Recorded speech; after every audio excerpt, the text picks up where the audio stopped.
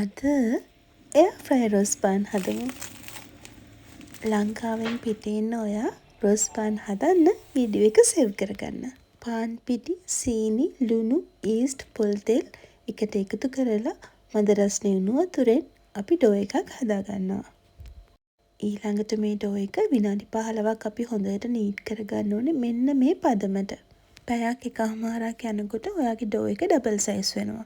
ඊට පස්සේ ඒකේ තියෙන යා බබල්ස් අයින් කරලා පොඩි රෝස් පාන් හදනවා නම් ග්‍රෑම් 125 බෝල, ලොකු රෝස් පාන් හදනවා නම් ග්‍රෑම් 200 බෝල හදාගන්න.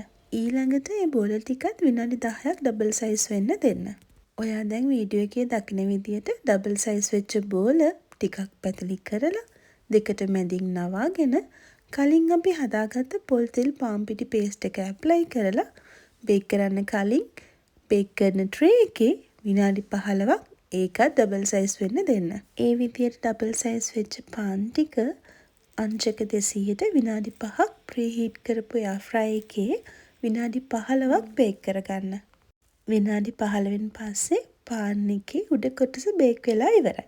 ඊළඟට වීඩියෝ එකේ දැක්ක විදියට පාන් ටික ගලවගෙන එක පැත්තක් විනාඩි 7 ගානේ බේක් කරගන්න. ඔන්න දැන් රස බලන වෙලාව. ඔයාටත් රස දැනුණා නම් කමෙන්ට් එකක් දාගෙනම යන්න. ගිහින් එන්න සුබ දවසක්.